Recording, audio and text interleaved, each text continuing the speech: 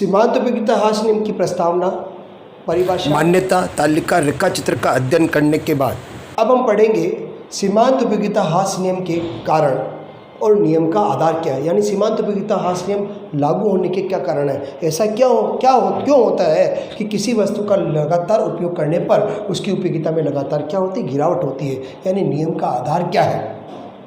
तो पहला पॉइंट हम पढ़ते हैं, आवश्यकता विशेष की संतुष्टि संभव है, आवश्यकता विशेष की पूर्ति संभव है। मानवीय आवश्यकताएं अनंत होती है और अनंत आवश्यकताओं में से जब मानव आवश्यकता विशेष को क्या करता है, संतुष्ट करता है, तो आवश्यकता विशेष को जब वो संतुष्ट करता है तो उसकी इच्छा की तीव्रता में धीरे धीरे क्या आती है, कमी आती है और एक अवस्था पर उपभोक्ता तृप्ति बिंदु पर पहुंच जाता है, पूर्ण संतुष्टि स्तर पर पहुंच जाता है। उसकी सीमांत उपयोगिता क्या होती है, शून्य हो जाती है। इसलिए उसकी सीमांत उपयोगिता में लगातार क्या होती है, गिरावट होती है। माना कि उपभोक्ता की अनंत आवश्यकताओं में से मानव को भूख लगेगी तो लगातार वो क्या करेगा, चपाती का उपयोग करेगा। तो लगातार आवश्यकता विशेष को संतुष्ट करने के लिए, भूख को मिटाने के लिए जब वह चपाती का उपयोग करता है तो उसकी इच्छा की तीव्रता में, उसकी आवश्यकता की तीव्रता में क्या आएगी, कमी आएगी और एक अवस्था पर वह तृप्ति बिंदु पर पूर्ण संतुष्टि के स्तर पर क्या हो जाएगा, पहुंच जाएगा, क्योंकि सीमांत उपयोगिता लगातार इच्छा की तीव्रता में कमी के कारण, किस में कमी के कारण, इच्छा की तीव्रता या आवश्यकता की तीव्रता में धीरे धीरे क्या आएगी, कमी आएगी और उसकी सीमांत उपयोगिता धीरे धीरे क्या होगी, घटती चली जाएगी। अतः हम कह सकते हैं कि इस नियम का प्रमुख कारण क्या है, पहला कारण आवश्यकता विशेष की पूर्ति संभव है, आवश्यकता विशेष की संतुष्टि संभव है। दूसरा पॉइंट है बेटा, वस्तुएं एक दूसरे की पूर्ण प्रतिस्थापन नहीं होती है और वे उचित अनुपात में उपभोग की जाती है। यानी दुनिया में सारी वस्तुएं अगर एक जैसी होती है, अगर खाने के लिए केवल चपाती होती है, दाल चावल नहीं होता, पाव भाजी नहीं होती, मसाला डोसा नहीं होता, चपाती होती तो रोज़ रोज़ उसके का उपयोग उसके लिए हमारी बाध्यता होती। लेकिन उसके साथ ही वर्तमान में देखें तो चपाती की जगह हम दाल चावल, पिज़्ज़ा, बर्गर, पाव भाजी इसका भी उपयोग कर सकते हैं। लेकिन एक बात और है कि वस्तुएं एक दूसरे की पूर्ण प्रतिस्थापन नहीं होती और एक उचित अनुपात में ही उपभोग की जाती है। माना कि रोटी का लगातार उपयोग कर रहे हैं, रोटी एक रोटी और मक्खन है, तो रोटी और मक्खन का एक उचित अनुपात तक ही प्रयोग किया जाएगा। अगर लगातार मक्खन की मात्रा को बढ़ाई जाए, तो उसकी उपयोगिता लगातार क्या होगी, घटेगी। यानी सुई और तलवार, सुई की जगह सुई काम आती है और तलवार की जगह तलवार ही काम आती है। लेकिन एक दूसरे की पूर्ण प्रतिस्थापन नहीं होती और एक उचित अनुपात में उसका उपभोग संभव है। अगर लगातार हम मक्खन की मात्रा को लगातार बढ़ाते जाएं चपाती के साथ, तो उसकी उपयोगिता जो है वो लगातार क्या होगी, घटेगी। उपभोग में हम निरंतर अगर उसका प्रयोग करेंगे तो हमारा उपभोग से प्राप्त होने वाली जो सीमांत उपयोगिता है वो लगातार क्या होगी, कम होती चली जाएगी। तो सीमांत उपयोगिता ह्रास नियम के लागू होने के दो कारण हैं, नियम के दो प्रमुख आधार है। नंबर एक, आवश्यकता विशेष की पूर्ति संभव है, संतुष्टि संभव है और वस्तुएं एक दूसरे की पूर्ण प्रतिस्थापन नहीं होती है और उनका उचित अनुपात तक ही उपयोग संभव होता है। अगला पॉइंट हम लेकर चलते हैं, सीमांत उपयोगिता ह्रास नियम के अपवाद। अपवाद का मतलब है ऐसी कौन सी जगह हैं जहाँ ये नियम लागू नहीं होता है। तो अपवाद को हम सामान्य रूप से दो भागों में बांट सकते हैं, दिखावटी या अवास्तविक अपवाद और दूसरा वास्तविक अपवाद। दिखावटी अवास्तविक अपवाद का मतलब क्या है, जैसे आप मेरी क्लास में पढ़ रहे हैं, कोई एक लड़के ने कल मेरे को बोल के गया था कि सर मैं क्लास में नहीं आऊँगा, मेरे को रीज़न बता के गया। दूसरे दिन वो क्लास में आता है और मैं उसको डांटता हूँ कि तू कल क्लास में क्यों नहीं यार, तेरे को पता नहीं चलता है क्या पढ़ाई हो रही है, तू जो बदमाशी ऐसे कर रहा है। तो वो मुझे बहुत प्यार से बोलता, सर आप क्यों परेशान कर रहे हैं मुझे, जब मैं आपको कल कह के गया कि कल मेरे घर पे काम है, तो मैंने जानबूझकर उसको परेशान किया। इसका मतलब ये कौन सा बेटा, दिखावटी अवास्तविक। तो दिखावटी अवास्तविक अपवाद में कौन से, जैसे वस्तु की मात्रा अति सूक्ष्म हो।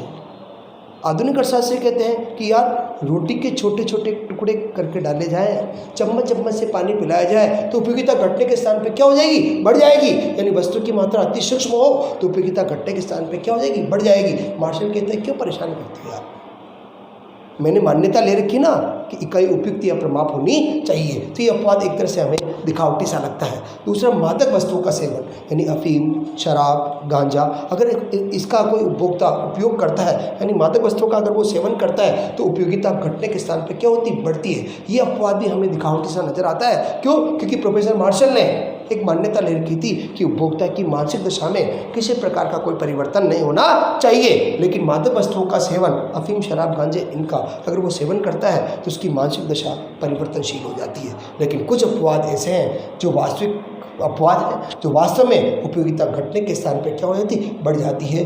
मधुर संगीत, स्वीट सॉन्ग, अच्छी कविताएं, इसकी उपयोगिता घटने के स्थान पर बढ़ती है। जब हमें वो कविताएं बहुत अच्छी लगती है तो उसको बार बार सुनने की क्या होती, इच्छा होती है।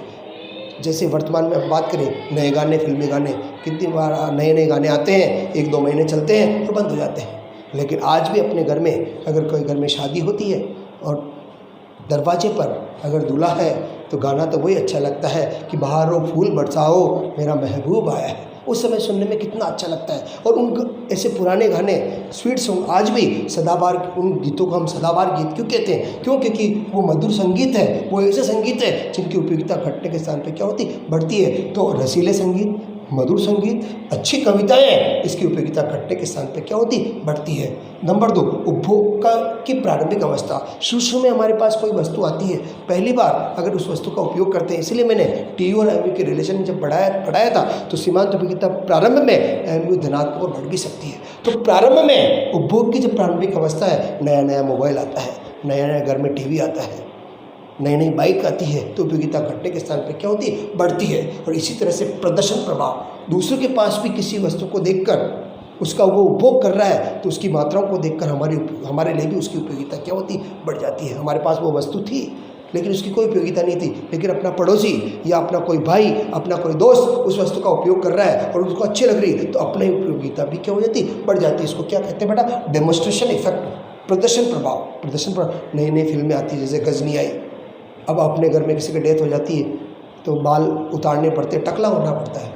लेकिन टकला होना अपने को बहुत बुरा भी लगता था, लेकिन जब गजनी आया, फिल्म आई गजनी, टकला, तो देखो फैशन से चल गई, ये फैशन का दौर। तो ये प्रदर्शन प्रभाव, तो फैशन की अवस्था में भी प्रदर्शन, दूसरों को देखकर भी हमारी उपयोगिता घटने के स्थान पर क्या हो सकती है, बढ़ सकती है। तो इस तरह से सीमांत उपयोगिता ह्रास नियम के 2 अपवाद बांटे, दिखावटी, अवास्तविक और वास्तविक अपवाद। वास्तविक अपवाद में मधुर संगीत, उपभोग की प्रारंभिक अवस्था और प्रदर्शन प्रभाव। दिखावटी में हमें शान शौकत, शक्ति प्रदर्शन, मुद्रा संचय भी आ सकता है, लेकिन वो भी एक आवश्यकता को अगर पूरा करती है तो नियम लागू। लेकिन वो आवश्यकता विशेष हमने एक मान्यता, सीमांत उपयोगिता ह्रास नियम की एक महत्वपूर्ण मान्यता की वस्तु सामूहिक आवश्यकता की नहीं होनी चाहिए। मुद्राओं का संचय हमारी उपयोगिता लगातार क्या करता, बढ़ाता है, घटाता, क्योंकि वो एक आवश्यकता को पूरा न करके सामूहिक आवश्यकता को पूरा, शान शौकत हुआ, शक्ति प्रदर्शन हुआ, मुद्रा संचयन हुआ, ये सब क्या है, सामूहिक आवश्यकता की वस्तु। अगर एक आवश्यकता को पूरा करती होती तो ये नियम कभी लागू नहीं होता। इसलिए ये भी एक दिखावटी अपवाद हम कर सकते हैं। किसमें बेटा? शान शौकत, शान शौकत में, शक्ति प्रदर्शन में,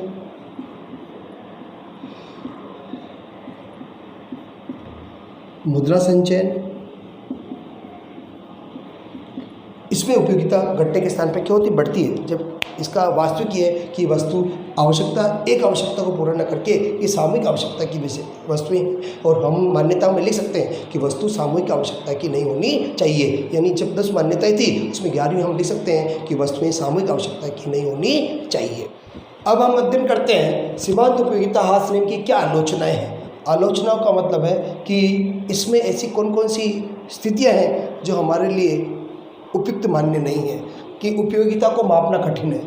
इस नियम में हमने कहा था कि उपयोगिता मापनी है, मुद्रा रूपी मापदंड से मापनी है, संख्याओं में व्यक्त कर सकते हैं।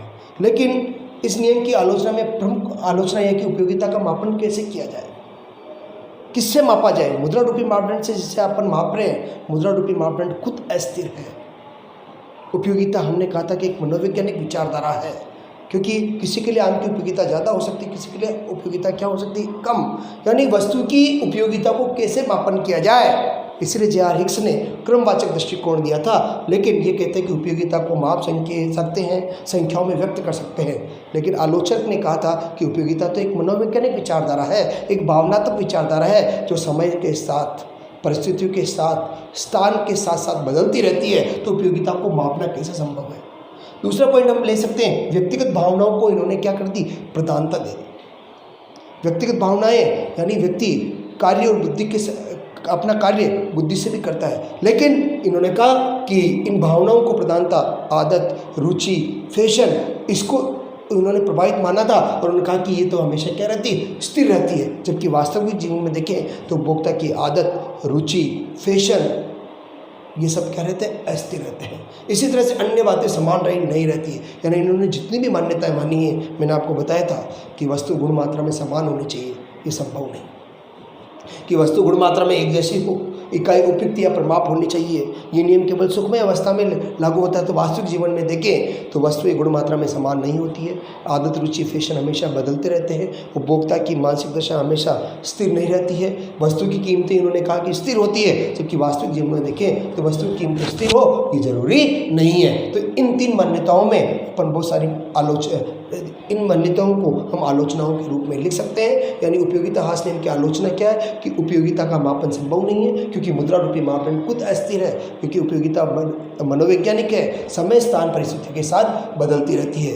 व्यक्तिगत भावनाओं को उन्होंने प्रधानता दी, आदत, रुचि, फैशन को इन्होंने स्थिर माना है, जबकि वास्तविक जीवन में देखें तो इनमें परिवर्तन होता रहता है। इसी तरह से उन्होंने जो मान्यताएं ली बेटा कि अन्य बातें समान रहेगी, कि उपभोग निरंतर होना चाहिए, वस्तु गुण मात्रा में समान होनी चाहिए, इकाई उपयुक्त होनी चाहिए, मानसिक दशा में कोई परिवर्तन नहीं होना चाहिए, ये नियम केवल सुखमय अवस्था, दुखमय अवस्था कभी आती नहीं है, वस्तु की कीमतों में कोई परिवर्तन ही नहीं होता, ये सब बातें कभी समान नहीं रहती। तो इस तरह से उपयोगिता ह्रास नियम की आलोचना पढ़ने के बाद आज इस परिप्रेक्ष्य में देखें तो सीमांत उपयोगिता ह्रास नियम का महत्व क्या है। आज इस अर्थशास्त्र में इस नियम को हमें पढ़ाया जा रहा है, तो इसका क्या महत्व है, क्यों पढ़ाया जाता है इसको। तो इसको महत्व को हम अगर विशालतम रूप से देखें तो 2 भागों में बांट सकते हैं, सिद्धांतिक महत्व और व्यवहारिक जीवन में महत्व। लेकिन मैंने इसको यहाँ अलग अलग डिवाइडेशन नहीं की है। सिद्धांतिक महत्व और व्यवहारिक महत्व को मैंने एक साथ लिया है। सिद्धांतिक महत्व का मतलब होता है सिद्धांतों में इसका क्या महत्व है। तो आने वाले पाठों में हम पढ़ेंगे उपभोक्ता की बचत एक सिद्धांत आएगा, मांग का नियम एक सिद्धांत आएगा, समसीमांत उपयोगिता नियम आएगा। इन सभी नियमों का आधार उपभोक्ता की बचत का नियम, मांग का नियम, समसीमांत उपयोगिता नियम का प्रमुख आधारी कौन रहेगा, सीमांत उपयोगिता ह्रास नियम। उसमें ये सारे नियम इसी बात पर आधारित है कि अगर कोई उपभोक्ता किसी वस्तु का लगातार उपयोग करता है तो प्राप्त होने वाली उपयोगिता में क्रमशः क्या आती, गिरावट आती है। अब व्यवहारिक जीवन में देखें तो व्यवहारिक जीवन में क्या क्या महत्व है। तो पहला में उपभोग के क्षेत्र में एक उपभोक्ता किसी वस्तु का जो उपभोग करता है वो एक ही प्रकार की वस्तु का कभी उपभोग नहीं करता है। वो उपभोग हमेशा बदल बदल कर करता है। लगातार एक ही तरह का शर्ट कभी नहीं पहनता है, एक ही प्रकार की वस्तु का उपभोग कभी नहीं करता। उसका कारण क्या है कि अगर वह लगातार उस वस्तु का उपभोग करता है तो उसकी इच्छा की तीव्रता में धीरे धीरे क्या आती, कमी। तो वो उपभोग भी क्या करता है, बदल कर प्रतिदिन वह नया चाहता है, कुछ परिवर्तन चाहता है। उसका प्रमुख कारण क्या है, उसका प्रमुख कारण यही है कि उपभोग वो निरंतर करने से इच्छा की तीव्रता में क्या होती, कमी आती है। तो उपभोग में परिवर्तन का प्रमुख महत्व कि यानी उपभोग क्यों बदलता है, उसका कारण ये है कि उस वस्तु की उपयोगिता लगातार क्या होती, घटती है। उत्पादन के क्षेत्र में एक उत्पादनकर्ता जब किसी वस्तु का उत्पादन करता है तो वह एक ही प्रकार की वस्तु का लगातार उपयोग नहीं करता है। आज कोलगेट कंपनी अपने आप में कितनी विशालतम है, उसका कितना क्षेत्र विस्तृत है, लेकिन बहुत प्राचीन कंपनी है, बहुत पुरानी कंपनी है। आज भी लोग पेस्ट चाहे दूसरे कंपनी का यूज़ करते हैं, लेकिन लोग बोलते कोलगेट ही है। इतनी फेमस कंपनी, फिर भी वह अपने प्रोडक्ट को देखिए लगातार, पहले वो पाउडर में आया था, फिर पेस्ट में आया था, फिर रेड जेल में आया था, फिर red gel, blue gel, green gel में आया था, फिर लौंग के साथ, कभी नमक के साथ, कभी नीम के साथ, बदल बदल कर आता रहता है। उसका कारण क्या है कि उत्पादन के क्षेत्र में उस उत्पादनकर्ता को, उसके मालिक को, उसके एमडी को, उसके प्रबंधक को ये मालूम है कि अगर मैं एक ही प्रकार की वस्तु लोगों के सामने परोसता रहा तो उसकी उपयोगिता लगातार क्या होगी, घट जाएगी और मुझे उत्पादन के क्षेत्र से, बाजार से बाहर निकलना पड़ सकता है, प्रतिस्पर्धा से बाहर निकलना पड़ सकता है। तो उसको ये मालूम है कि अगर उपभोक्ता एक ही प्रकार की वस्तु का लगातार उपयोग करेगा तो उसकी उपयोगिता लगातार क्या होगी, घटेगी। इसलिए उत्पादन के क्षेत्र में इस नियम का बहुत महत्वपूर्ण स्थान है। एक उत्पादनकर्ता अपनी एक ही प्रकार की वस्तु का उत्पादन न करके रंग में, रूप में, गुण में, आकार में कुछ न कुछ परिवर्तन करता रहता है, परिवर्तन लाता रहता है, जिससे उसका उत्पादन के क्षेत्र में महत्वपूर्ण स्थान बना रहता है और उसकी वस्तुएं बिकती रहती है। तो उत्पादन के क्षेत्र में भी इस नियम का बहुत महत्वपूर्ण स्थान है। इसी तरह से आधुनिक कर प्रणाली का आधार सरकार, आय के असमान वितरण को समान करना चाहती है तो कर कभी अमीरों से गरीबों से नहीं लेती है, अमीरों से लेती है।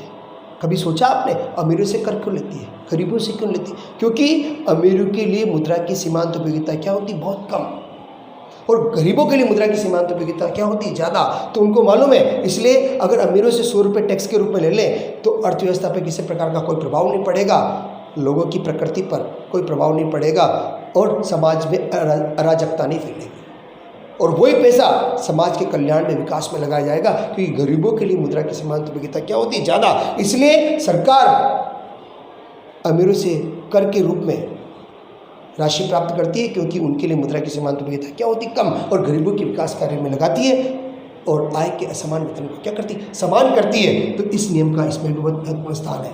अब एक बहुत महत्वपूर्ण स्थान मैथ हम पढ़ने जा रहे हैं, जिसको कहते हैं बेटा हीरे और पानी का विरोधाभास। ये अपने आप में एक बहुत महत्वपूर्ण मैथ है बेटा। हीरे और पानी का विरोधाभास समझाया गया है सीमांत विश्लेषण से, सीमांत उपयोगिता विश्लेषण से।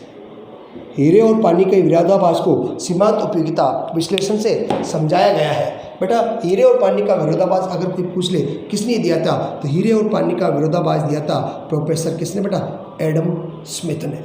अगर आपसे कोई पूछा जाए कि हीरे और पानी का विरोधाभास किसने दिया था, तो हीरे और पानी का विरोधाभास का विश्लेषण दिया था प्रोफेसर एडम स्मिथ ने। किसने दिया था, एडम स्मिथ ने।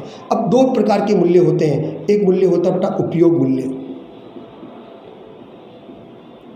और एक मूल्य होता है विनिमय मूल्य। ये बहुत इंपॉर्टेंट प्रश्न है बेटा, उपयोग मूल्य और विनिमय मूल्य। उपयोग मूल्य का संबंध किससे है, टीयू से, और विनिमय मूल्य का संबंध किससे बेटा, एमयू से। थोड़ा ध्यान से सुनना बेटा, ये क्वेश्चन बहुत इंपॉर्टेंट है। उपयोग मूल्य का संबंध किससे है, टीयू यानी कुल उपयोगिता से, और विनिमय मूल्य का संबंध किससे है, सीमांत उपयोगिता से। अब प्रश्न ये आता है कि हीरा हमारे लिए अनमोल है, लेकिन वास्तविक जीवन में देखें हीरे का अपने लिए कोई उपयोग नहीं है। मैंने इस वास्तविक जीवन में मैंने न तो हीरा देखा है न देखूंगा, फिर भी उसका मेरे को कहे कि 1 लाख रुपए देना है, 5 लाख कह रहा है, 1 लाख रुपए देना, मैं आसानी से दे देता हूँ। लेकिन पानी मेरे जीवन में अनमोल है, पानी के बिना मैं जिंदा नहीं रह सकता। लेकिन पानी की बोतल का मुझे कहे 1 लाख रुपए देना है तो मैं नहीं दूँगा। क्या कारण है कि हीरा अपने जीवन में उसका कोई महत्व नहीं है, फिर भी अनमोल है। पानी का हमारे जीवन में बहुत महत्वपूर्ण स्थान है, फिर भी उसका कोई मोल नहीं। इसका कारण क्या है, इसका कारण मैं आपको समझाता हूँ बेटा कि हीरा जिसका उपयोग मूल्य बहुत ही कम है, और जिसका उपयोग मूल्य कम है उसकी कुल उपयोगिता भी क्या होगी, कम। लेकिन बेटा ध्यान दो, ये सीमित मात्रा में है। कौन सी मात्रा में बेटा, सीमित मात्रा में। और लगाया गया श्रम की मात्रा भी क्या है, श्रम की मात्रा बहुत ही क्या है, ज़्यादा। तो जिसकी मात्राएं सीमित होती है उसकी एमयू सीमांत उपयोगिता क्या होगी, ज़्यादा, और जिसकी सीमांत उपयोगिता ज़्यादा होती है उसका विनिमय मूल्य भी क्या होगा, ज़्यादा। यानी हीरा इसका उपयोग बहुत कम है, कुल उपयोगिता कम है, लेकिन अगर देखें तो बहुत सीमित मात्रा में है। लगाए गए श्रम की मात्रा बहुत ज़्यादा है, और जिसकी जो सीमित मात्रा में होता है उसकी सीमांत उपयोगिता क्या होती है, ज़्यादा, और जिसकी सीमांत उपयोगिता ज़्यादा होती है उसका विनिमय मूल्य भी क्या होगा, ज़्यादा। लेकिन पानी देखिए, पानी का देखें तो उपयोग मूल्य की अगर हम बात करें तो पानी का उपयोग मूल्य बहुत ज़्यादा है हमारे जीवन में। पानी के बिना हम जिंदा नहीं रह सकते, और जब उपयोग मूल्य ज़्यादा है तो कुल उपयोगिता भी क्या होगी, ज़्यादा। लेकिन वह कौन सी मात्रा में है, असीमित मात्रा में। कौन सी मात्रा में, असीमित मात्रा में। और लगाए गए श्रम की मात्रा बहुत ही क्या बेटा, कम है। ऊपर से बरसात आ रही है, पानी आ रहा है, खूब है, अथाह।